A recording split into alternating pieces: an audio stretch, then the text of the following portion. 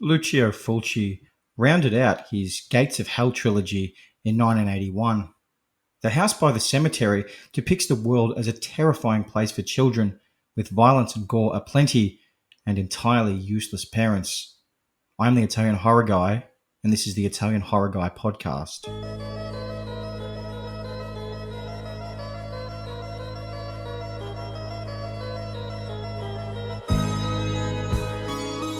Well, here we are. 3 consecutive Lucio Fulci episodes. And really in this bizarre, sort of unique little series that, it's not clear to me whether the great man was intending on making a trilogy. I'm sure there was a very strong element of him simply, catching in on the success of Zombie Flesh Eaters. So well done to him for that. This is an interesting experience for me because, I probably say it way too often on this podcast, but my memories of this movie were slightly different. Now, I've said that for the last two in the Gates of Hell trilogy, that basically I had underestimated them to one extent or another in the past. Unfortunately, I think I had overestimated this one. So, it's not a terrible movie, right? And arguably, there's a more simple to follow plot, but I think in some ways that's the problem because, all of these films either aim or have the sense, at least, or the sensibility of an illogical process that, because ultimately the stuff that's happening, the cosmic horror of it all, ultimately it's not realistic. Unfortunately, though, at times it feels a little bit too much like a slasher movie, this one. Like, it doesn't quite tap in, exactly to what I think makes this trilogy great. So, look, again, I don't want to be too negative here because I do really enjoy this movie, and there are some great moments. And I'm also not one of these people that just hates Bob. I know everyone hates Bob. Mommy. I understand that his voice is grating, to put it kindly. But I guess that there's just not quite enough here, right? Like in the previous two films, Catriona McCall, she has an effective sidekick. She has the cop, reporter guy, whatever the hell he is from City of the Living Dead. And then she's got David Warbeck as a sort of love interest, I guess, but not really, in the beyond. But there's a chemistry there. And here she has Paolo Malco. And with respect to Paolo, hang on, let's get this. Let's just ensure. Let's have the Wikipedia page by my side. I think it's Paolo Malco. But so yes, it is him. And his character's name in this film is Norman. Of course it's Norman because he's very, very boring. I don't know, maybe that's a reference to Norman Bates, potentially. I don't know, because they're always trying to be clever in these films. But he feels very much like he's playing the exact same role, or that he reprises this role, should I say, in the New York Ripper. Like, he's just a dick, and I don't really understand why they're doing it. So like him and the guy from City of the Living Dead, whose actor's name and character's name escapes me at the moment, who lasts to the end of that movie, they're just sort of redundant. They're okay as side characters, but like, I don't know. I'm just a bit sort of. This feels like it should have been the first one in the trilogy. It's just a bit of a non-event. But nonetheless, I'm going to take you through all the exciting parts of it because of those, there are plenty. So, this movie has a solid start. You know, um, Daniela Doria is reprised in her role as attractive murder victim that she also has in the New York Ripper and City of the Living Dead. Here she is topless, and she's she's in a house that is not very good. There's cobwebs everywhere. It's old. I don't know. Is it the house by the cemetery? I suppose it is. That's probably made clear. Actually, I think it is. Um, so she's looking around for Steve, uh, and I think we see Steve. Um,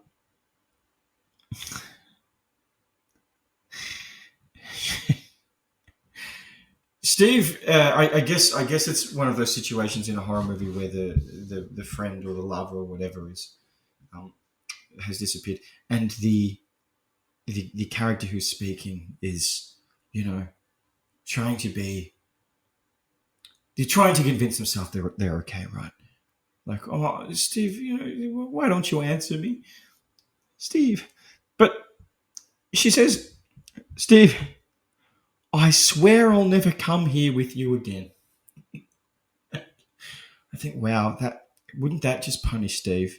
Um, Now, she doesn't say sleep with you again, I'll break up with you. She says, I'll never come here with you again. And this is possibly the dirtiest, most disgusting place where young people would want to meet up for questionable liaisons. And I just find that line very, very funny. So she then gets very stabbed through the head, and this is one of the slightly disconcerting things about the House by the Cemetery, because it's like it meanders a lot.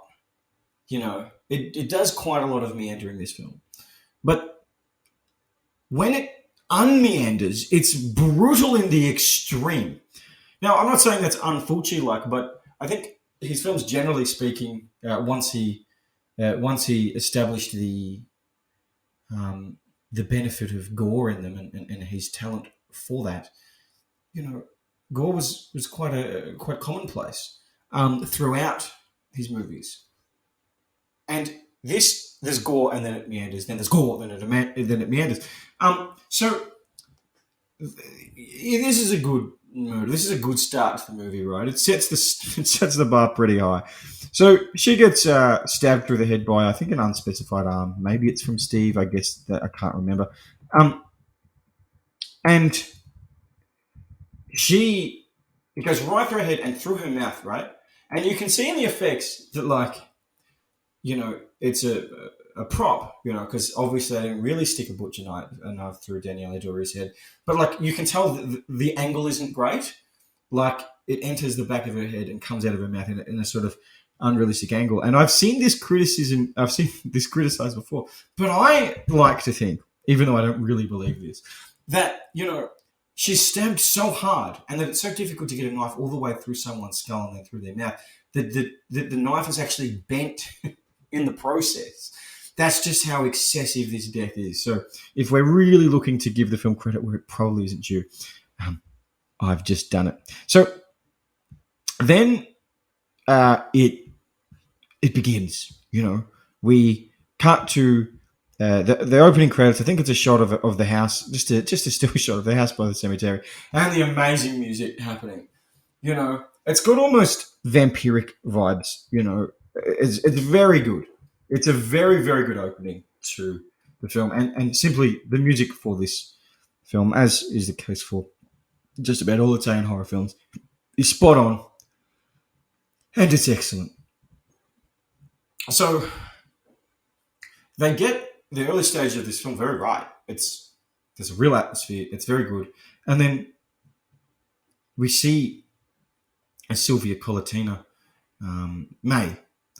Actually, I'll make a quick mention of this. I have mentioned to excess my little email exchange a few years ago with Giovanni Lombardo Radice, and he passed away, I believe, about a month ago, um, which I was very sad about. And I just wanted to make special mention of that. It was really, really cool that I actually had a little exchange with him. And the other day, actually, I was on YouTube watching some videos, and I saw that there was an interview with him and Sylvia Colatina May, which was just really cool. And this would have been, I guess, in maybe in the last 1 or 2 months of Giovanni's life. So rest in peace to the great man. I think I really, really enjoyed his parts in these movies. So Sylvia Colatina, who plays May, she doesn't really look that much different these days. It's quite funny, you know. But so her role in this film is great. It's so funny. I'm not sure it's meant to be as funny as it is, but obviously with the questionable acting of children and also the questionable dubbing of these films, we get some very strange moments. But so she opens the window and the music slows down, and she's, her mouth's open. Um, you know, so then it zooms in on Bob. We see Bob for the first time. He's got his big blonde, bold haircut, and he looks like he's well, given the era, I guess Steve Irwin's little brother or older brother, perhaps. Actually, probably little brother. But fellow Australians who've also seen this movie will find that very funny, I'm sure.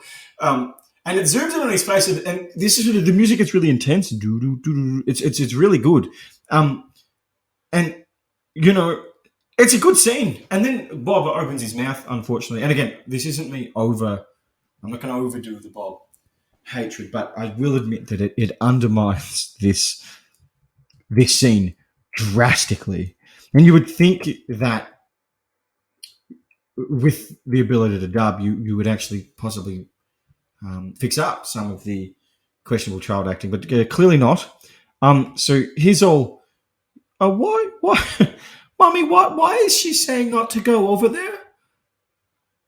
Mummy? And it's, like, for fuck's sake, Bob. Like, everything that Bob does in this movie when he's asking his mother why something is happening is in this very stupid way, as if, like, he's assuming that she knows what he's talking about. When, yes, I get that he's a little kid, but he's not so little, I think, that, like, he's like a 2-year-old, and he's really not. So he's just asking really dumb questions. And then, Catriona McCall's all, well, maybe she's telling you to, or asking you why I haven't put your toys away, and he finds that funny, and then we move on, which is great because I think we want to move on at this point. So then we see May, and then the old woman's all May. Yeah. She has to go somewhere, but then the girl May has something important to do. So interesting. I don't really understand May's accent. I assume that she doesn't dub herself. It's sort of Dutch sounding, although at the same time she does have a slightly Dutch sounding accent these days. Or maybe I'm just bad at picking European accents. I know she is Italian, but regardless. And so then we get our little conversation we get our little cameo from Fulci.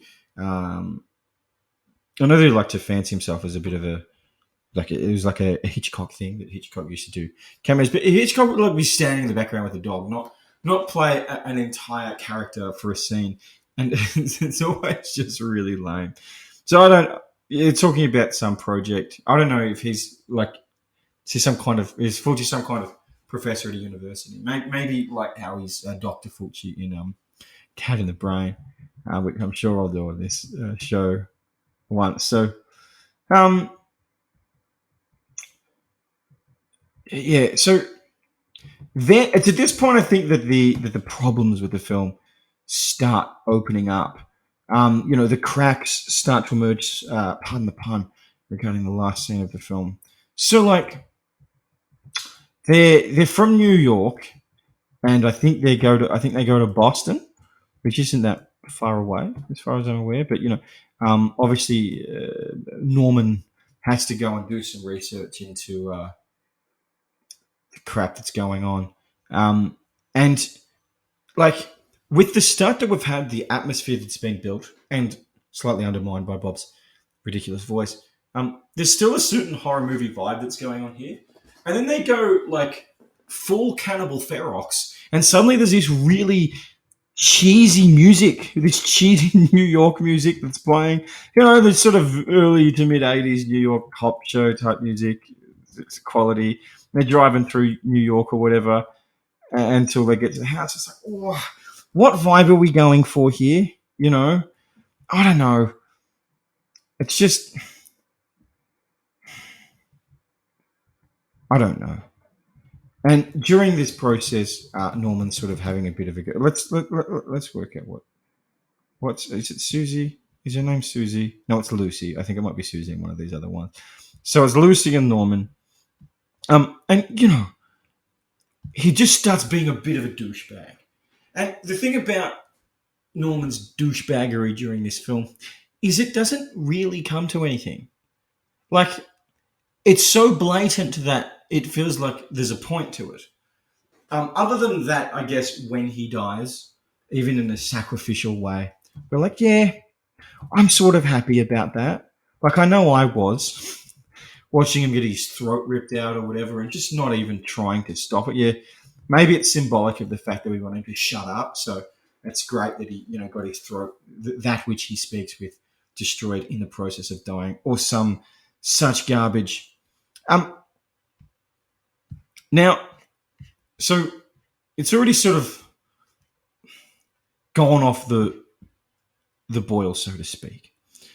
But it doesn't even get great moments. It's just that because it's so up and down, because we've got the cheesy music, we're like, what is this movie? So then May is standing at a window and she's looking at these mannequins in the window and she stares at one of them and then its head falls off. Body falls down and there's blood coming from it and we see their head and then May's in tears. And, this is a really good scene. It is, except it's one of those things that, like, I mean, clearly May is, she's like Elrond, right? She has the ability of foresight, but I don't think that fact is quite explained or fleshed out well enough during the film. So we just get a couple of moments of it, and you're like, okay, great, but what's the point though? Like, she sees that weird woman's head fall off, which I guess is a reference to later. She's going to get her throat cut, and I think her head torn off. But like, okay, nonetheless, it is a great scene, and also because the mannequin is attempting to look specifically like her, of course, it looks quite freaky. And I'll just get her name, played by Anya Pironi. Anne, that's right, she's the babysitter. And she's sort of, we'll get to her momentarily as I continue to move through my notes. Yeah. Does that... Again, I think what I'm getting at is that one of the problems with this movie is that there are things happening that are sort of, strange or not to be expected. But there's not really an explanation for them. And yeah, but it's surreal. It's not meant to make sense. Like, no. It's not that. It's more like The Room when, that woman says that she's got breast cancer and it never comes of anything. It's a bit like that. So Laura Gittleson, their real estate person, I suppose. Lucy and Norman, they're sorting out the situation and they're in the house or whatever. And,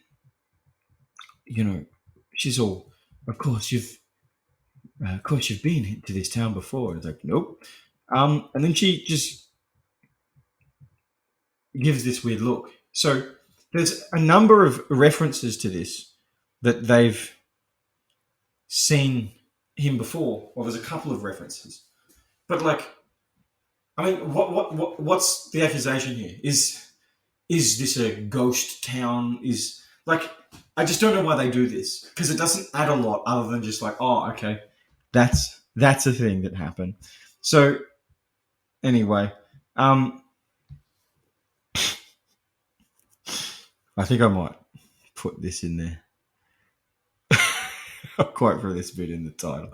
So then it cuts to Bob's in the car because they've just left him there, and clearly this kid is too much of an idiot to leave in a car by himself. Like this is just a bad idea. So anyway, May is talking to him from the other side of the street in her head, but Bob, of course, can hear her. She's got a doll. She's told them.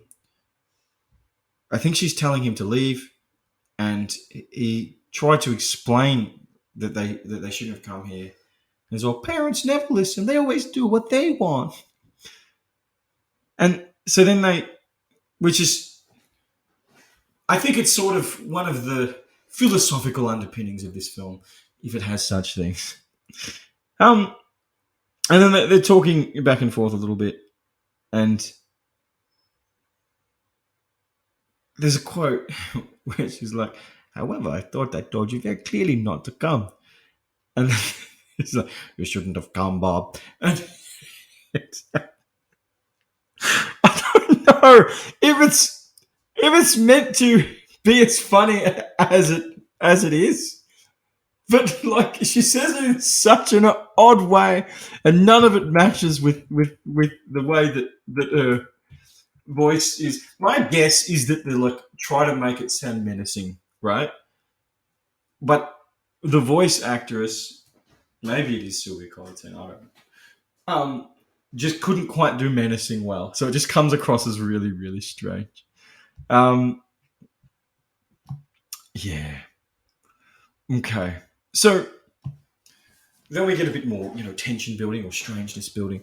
They move into the house, and Lucy notices that the house is just like the one in the picture. And this, it must be said, is something that this isn't exclusive to Fulci. In fact, it happens a lot in horror movies where the main character is like, oh, things are a bit off, but then, and no one listens. But then a lesser character, like a secondary character, notices that something's off, and then the main character is like, no, there's nothing going on. And this, I feel like Catriona MacColl does this right through these movies. Like, she's constantly worried that something's up, but whenever Bob tries to bring it up, she just plays it down. So I just get really impatient with her. Like, I don't really want to fucking deal with you in this movie, Catriona. Or Lucy. And so she notices that the house is just like the one in the pic, and Norman's all dismissive about it, like, oh, there's lots like this in the area, and I don't know. There's this moment where she walks in and she looks at, or she's looking at the house, and I look at it like, oh, is it like she like remembers this from the other movies? It's very meta, at least in my head at this moment, where there's a certain vibe to her acting in these early moments where it sort of feels like there's something in her brain. It's like, oh, have I been in a similar Gates of Hell like situation in previous movies? Anyway, so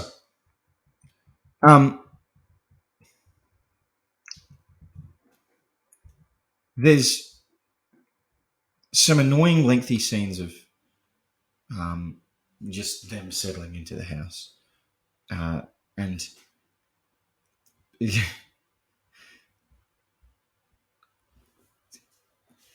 Lucy's all, maybe we shouldn't have come here.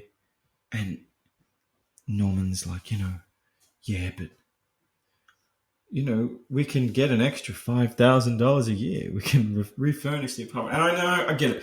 $5,000 in 42 years ago is much more than it is now. But nonetheless, like, his wife is distressed to the point of, like, she's hating it. And his counter, like, and the thing, she doesn't even have to be there. Like, her proposal is that she just takes Bob home. and it's only in New York, so I think it's they can see each other easily enough. Maybe she doesn't want to see him at all because he's a jerk. Um, but she's utterly miserable and terrified and hating this place. And his counter argument for staying is, yeah, but we can buy some new couches in 6 months' time. It's like, yeah, well, fuck. And we could buy them anyway, even if you left and I stayed. So then she sees Bob gets that weird big red-headed doll from May. And again, like, is this, like, what is this? I wish this stuff was fleshed out. Like, there's a real world and there's a fake world, right? There's a mannequin and a pony and there's a real one. There's a real May and then there's a fake one. Like, it's there, but I don't think it's definitive enough for us to be like, that's what they're going for, or to explore it in an interesting enough way. It's more like the film just has these little coincidence things that, like, ooh, look at how interesting we are. But they didn't really have the energy or the passion to play it out. And to be honest, I think this movie was released just a couple of months after The Beyond, and it shows. I don't get the impression that enough work went into this film to make it as good as it could be. And then we get the introduction, properly, of Anne, the babysitter, the mannequin. And this is something that I do really like about this film. So she's just there. She's like, I'm Anne, the babysitter. And then we get the extremely over-the-top music and zooming, and then it cuts between her face and the mannequin. The film really doesn't want us to miss that the mannequin was depicting her. Now, what I fucking love about Anne, and this is the same as Arthur and Martha from The Beyond, is whenever Catriona MacColl moves to a new place in these films, there are just people that come with the house. Now, in the Beyond, or the motel or hotel, whatever it is, in the Beyond, they sort of acknowledge that. Like, it's a bit of a joke. And this is why the Beyond is the strongest of these films. Apart from, it probably has the best horror hands down, but it also has a self-awareness that went into it that creates a really great result. But, Arthur, they acknowledge that Arthur and Martha come with the house. Now, Anne is creepy as fuck. And they don't seem to have any idea who she is. And she just announces herself as the babysitter. Like, is this how it works? Like, there was a previous group of people that went to the previous, like, were in the house previously. Well, was she the babysitter then? Like, is this what she does? She just babysits? And did they hire a babysitter? Because I don't get the impression that they did. And if they did, then they probably wouldn't be so shocked when she wandered into the house. It's worth noting, this is actually probably a really effective way to advertise the next episode, which will begin the early to mid-80s Argento section that I'll be doing. That starts, of course, with Inferno. That Anya Pironi, very, very attractive girl, but also very mysterious and strange-looking girl. And her main role in her films, it seems, is to stand there looking bizarre, because she does the same thing in Inferno, where she's just sort of there and the camera just enjoys, emphasizing how striking her features are. So, it's a bit disappointing, actually, that her character doesn't really go anywhere. Or, not that I expect her character to be fleshed out, pardon the pun, but, like, maybe just dying as a redundant babysitter in the basement doesn't really seem to align with what they were going for earlier in the film. So we then get more lengthy scenes where we hear, it's at night now, I think Lucy's in bed maybe, and then Norman's obviously up doing his important research, and he hears what he thinks, I guess, is Bob whimpering. So he goes and tucks him in. There's lots of build-up in this scene, by the way. Like, there's, we hear lots of whimpering. We see him very slowly moving through the house, um, and look, it's a good scene. We eventually hear this cracking noise, and it turns out that it's Anne, like, I think, trying to take some wood off the basement door, and he sort of there's this weird look that he gives her, and it's very, maybe I'm using my imagination too much here, but it's very, should we have an affair? That's the expression that's on his face, because, like, I mean, if they're not doing that, then what the hell is the point of her? Because she doesn't have any other role in the movie, really, other than to get her head cut off in real form and also in mannequin form. But so this is where I think the beginning of the end of this movie starts. It's the whimpering, right? So when you have a, I don't know, mystery of sorts, you sort of want to earn the mystery. Now, it reminds me, I think I've done an episode on the movie Macabre. I have the Lamberto Bava movie, which is enjoyable and good in some ways, but the film spends most of itself sort of dancing around the idea that the main character has the head of her husband in the fridge. Now, the part of that movie that is really effective is that by the time we've revealed the head, she's actually crazy. The way that they unpack her insanity is really, really good. But the fact that it's the guy's head in the fridge, it's really, really obvious, to the point that it feels like the film isn't trying to hide it. And now that's probably still a more exciting thing than this, but the whimpering turns out to be the whimpering that comes from Dr. Freudstein. But it's not really a mystery, because we know that there's this person murdering people, presumably in the basement. We know that previous people there. I think we know that they're dead. We've also seen the stabbing in the opening scene, so there isn't really any mystery here. I guess it's sort of semi-interesting that when Freudstein moves around, there's all these whimpering children noises coming from it, I suppose. But it's like, I think they want the reveal to be amazing when we finally see Dr. Freudstein. I like his face. I think his face is well done, but generally I'm like, no, it's a bit. I don't know. The whimpering doesn't really come to anything, you know. So, they're then in the street the next day, and then the real estate woman ignores them, and it's like, oh yeah, like, but does she ignore them, or does she not see them because they're that stuff about them having been here before or whatever? And Norman just has to be a jerk. You know, he's, oh, she wouldn't have seen you. Like, it just keeps implying that she's crazy. But to the point that, like, for goodness sake, are we actually going to do something with this? I'm sorry I'm sounding so negative on this movie. I do enjoy it. So, speaking of things that I do enjoy,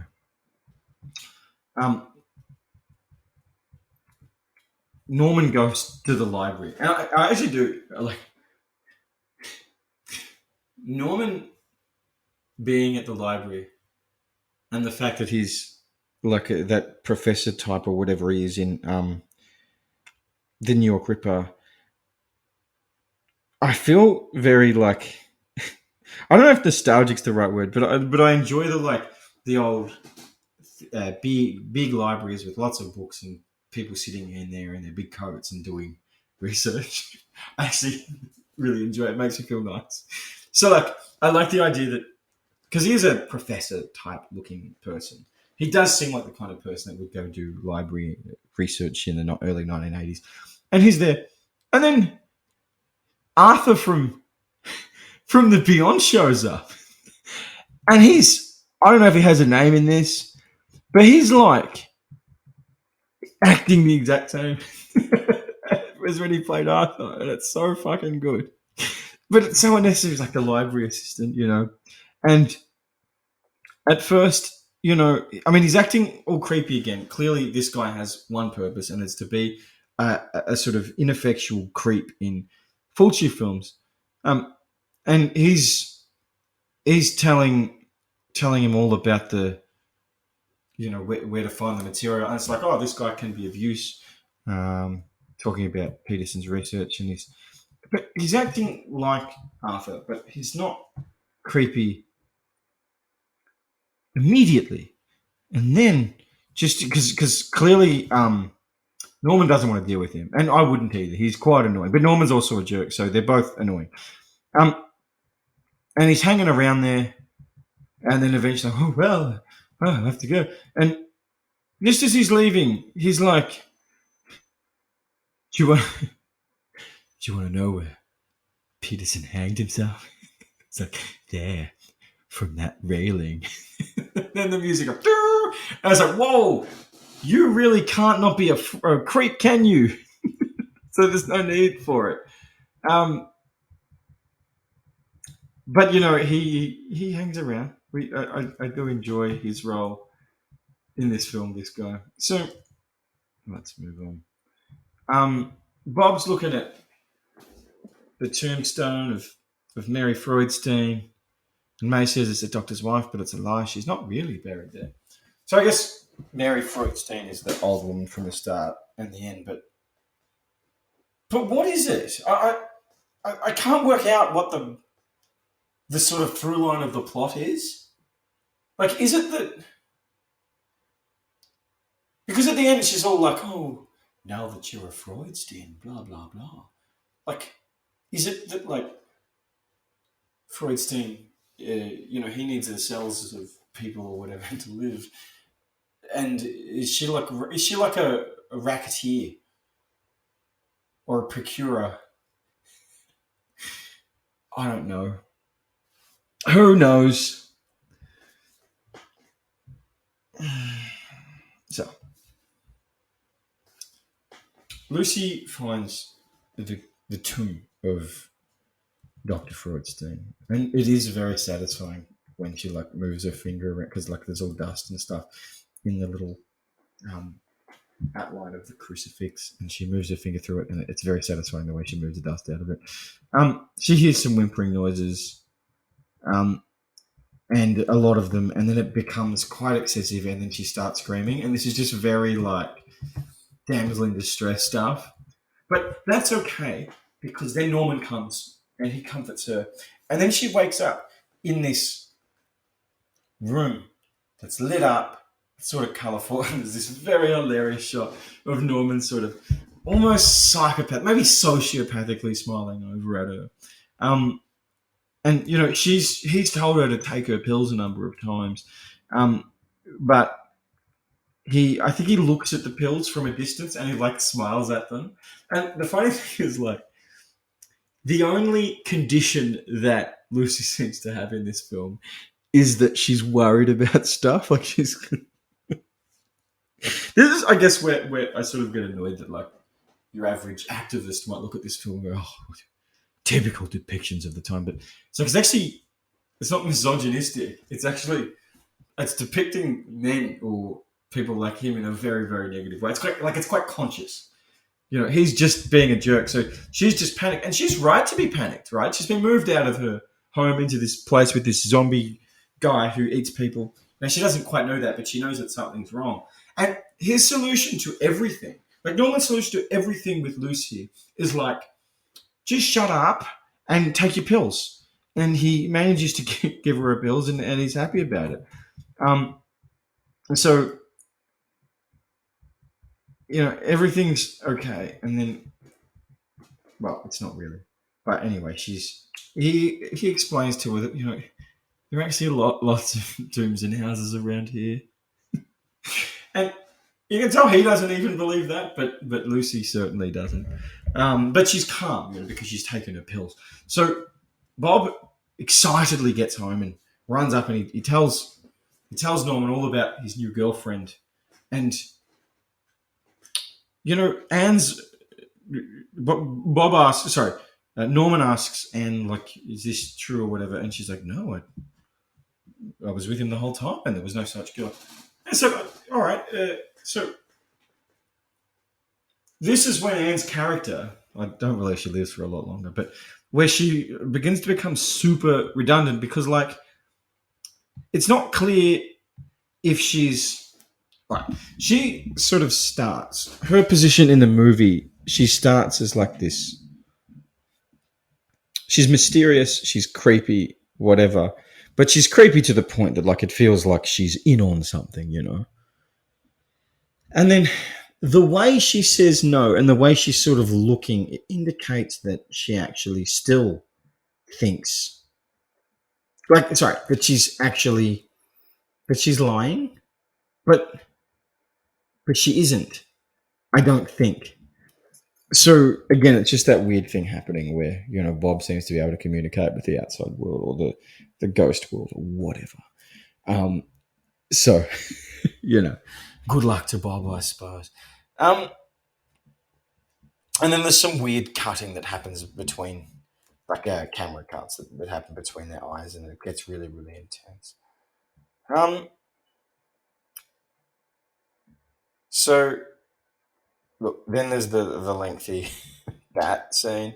I will say it's quite satisfying the way the. It's funny actually. Most of the moments of satisfaction in this film I get are out of like things being moved out of dust.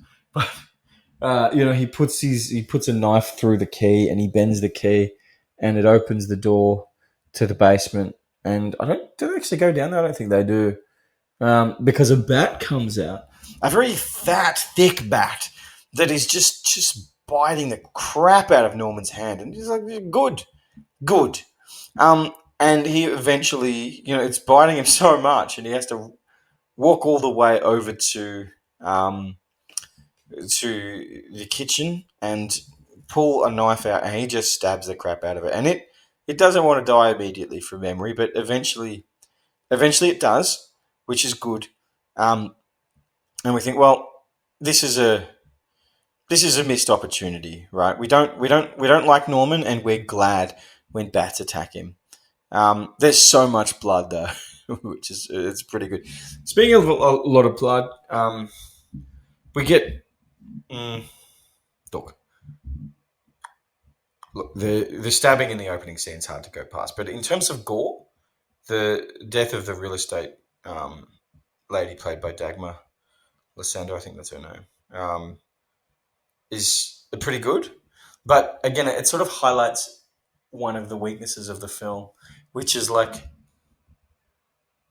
do we care about this person, and what is their role in it? Because it's one of those scenes. It's one of those midway through the horror movie scenes where like, we need someone to die. And it's handy if we're being introduced to them, but she's sort of weird, and it's not clear if she's actually a character, even though she's in a couple of scenes. So um, it is, you know, this is one of the sort of precursors to torture porn in a way. I think this scene, because it's like, you know, we can see um, what's happening, and she's stuck in a little crack or whatever, and she just can't move. And eventually, I think she's killed, presumably by Freudstein, with one of those canes that you use to move around wood in a fire, and he's getting a lot of pleasure out of it. There's a weird noise that's going in the background, like he's really enjoying this. So good luck to Freudstein on that occasion. Then the next day, you know, Anne's just cleaning up the blood very aggressively. And look, to be honest, this is a good scene. But again, it would be nice to understand the boundaries of what's going on in this movie, because the thing is they use Anne because her face is so extraordinary. They use her for creepy moments, and there's that weird creepy music going on in the background. But her actual character arc is like quite generic and not satisfying. So she's cleaning up, and then Lucy's doing her absolute best to talk to her. You know, so it's sad you didn't come to the restaurant last night. At least your parents would have enjoyed the visit. And she doesn't respond. I do like the way Lucy she keeps at it. You know, she keeps trying, and then um, look, I don't know if it's a good thing or a bad thing, but because I think part of the point of these scenes with Anne that they're just weird in and of themselves. But then in the very next scene, Lucy acknowledges that she's being weird. Like she's talking to Norman in another room, and she's acting really weird, which is sort of it's borderline breaking the fourth wall, but it's not exactly that. So I don't know. It is just a bit strange, but it's okay. So, and I'm sure Norman plays it down because, of course, he does. Um,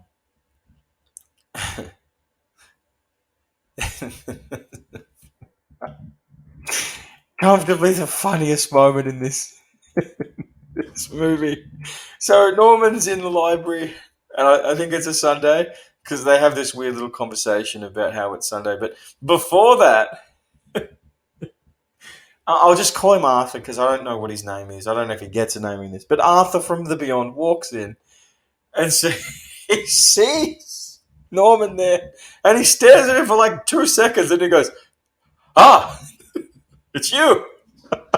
It's like the reaction that you would only have immediately after something scares you. It's like he's had a delayed jump scare. And I don't know if it's meant to be funny or if it's just a dubbing thing, but it is extremely funny. It is very, very funny. Um, so I just thought it was worth acknowledging that. Um, Soon after, I think there's a great moment, and it's interesting because it's a recording as opposed to dubbing, albeit I guess it's dubbed. But I think that Norman's gone away. He has to go away to get some information, and he's listening to this recording of I guess Peterson, the previous guy, and you know, we're seeing all these. It's cut, I think, between shots of Paolo Malco listening and images in the basement of like gore and blood and stuff, and he's all not the children. There's in the Peterson on the recording. It's not the children. Blood. His voice. I hear it. I hear it everywhere. And it is actually a very effective scene. Because it's one of those moments of excess. But if you're going to be excessive, you have to go the whole hog. You have to really, really earn it. And the music's building in the background. And I'm like, you know what? There's some serious merit to this scene. And given it's just a guy saying stuff, albeit quite loudly, it's surprising just how effective this scene is. So I guess now Norman needs to rush back. But I'll make this point just before I forget to. Look, a lot of the death and the bad things that happen in horror movies, it is very redundant in that it's like, why did that need to happen? But I think as a general rule, there should be a sort of logical arc that is like, you can see what the characters were aiming for, and they sort of got caught up in this situation. Now, the aim in this film of the characters who are caught up in the situation is that one of the three of them wants to get a little bit of extra money so they can refurnish their New York apartment, which is probably quite significantly smaller than this place in Boston, it's a nice place, but of course there's a zombie walking around in the basement. So it's like there's such a redundance because he hears this happen.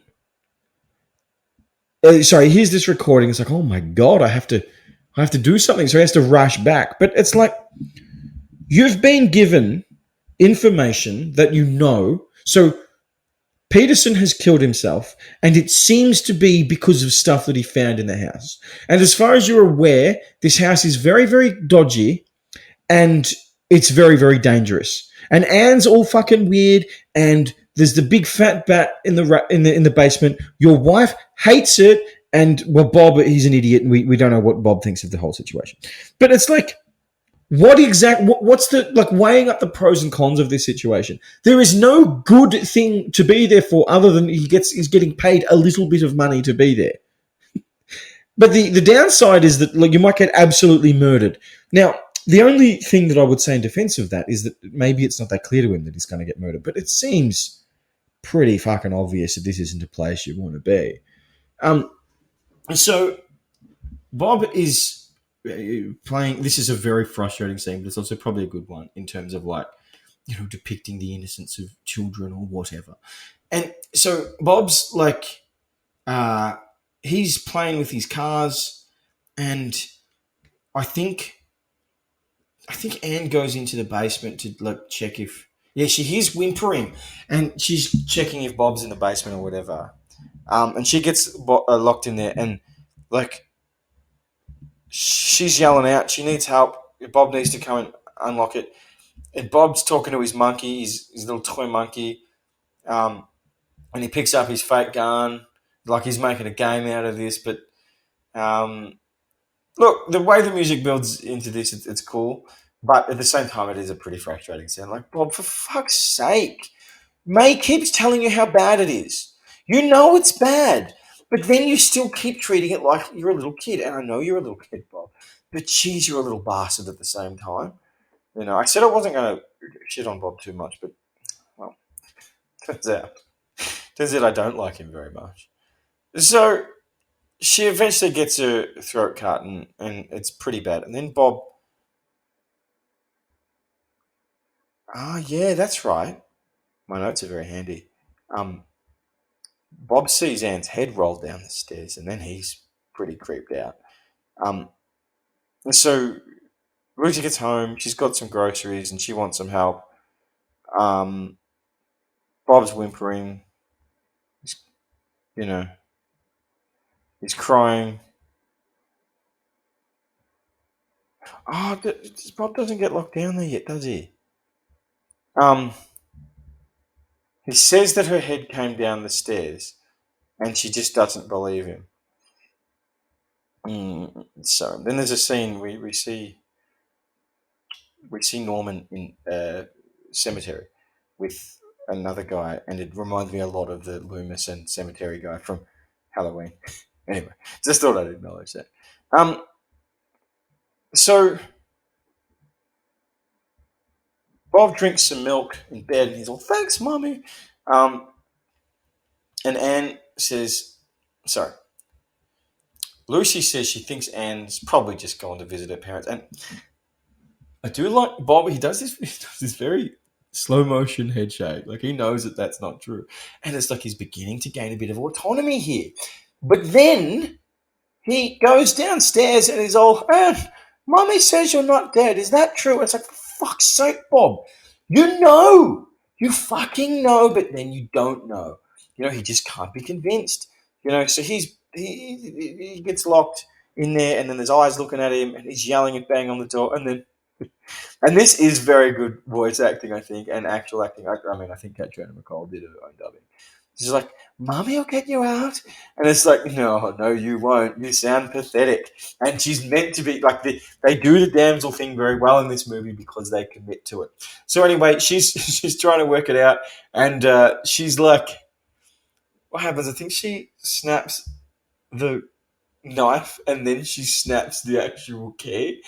Like, it's so funny.